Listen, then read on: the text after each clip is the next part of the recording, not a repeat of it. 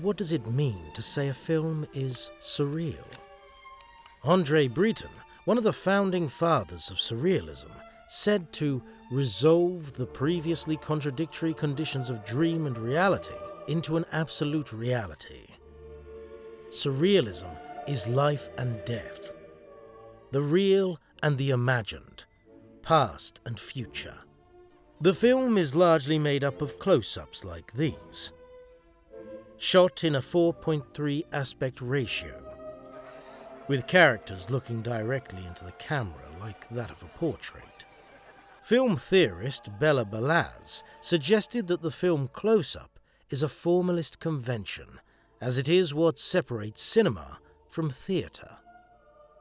The close-up does not resemble human sight and how we see the world. But I think in terms of come and see, there's something about the portraits, your connection with a character, a very formal square portrait of somebody looking right at you. It's like you can't get away from them. There's nothing on the side, it's a portrait. You're looking at that girl's face. There's a connection there that you see in documentaries quite a lot. The constant acknowledgement of the camera makes you feel present and in the moment, much like that of a documentary. But how do we get closer to understanding the surreal?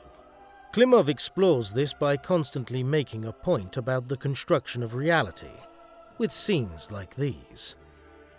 Scenes where the soldiers are staging photographs. Thus, we, the audience, feel we are living in a space beyond the staged reality of a photograph. We are led to believe we are in reality. The camera work is a hybrid of realist and formalist conventions, with long tracking shots and long conversation scenes that allow the audience to feel like they are living in the space. But the fluid Steadicam makes these realist conventions feel like something other than reality, and in doing so, the surrealist elements heighten the real.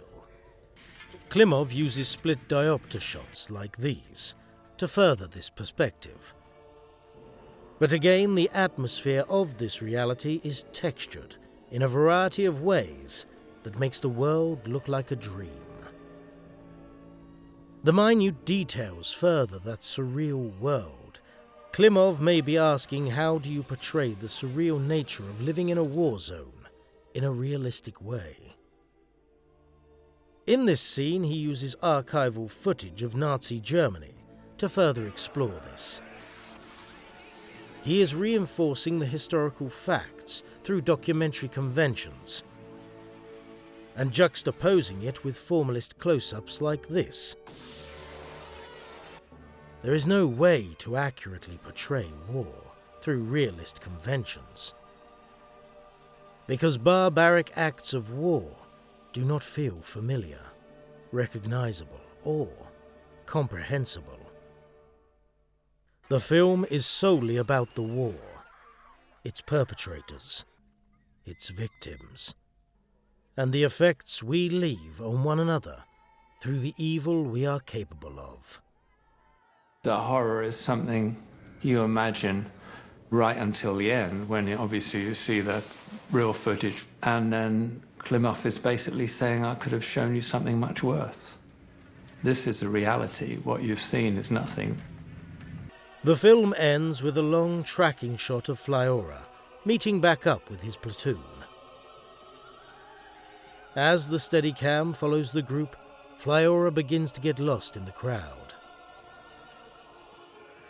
This ending is reminiscent of this film, The Bicycle Thieves, quite possibly the most iconic Italian neo-realist film ever made. Klimov is saying the world can sometimes look and feel surreal. Thus, he is saying you need the surreal in order to create the real.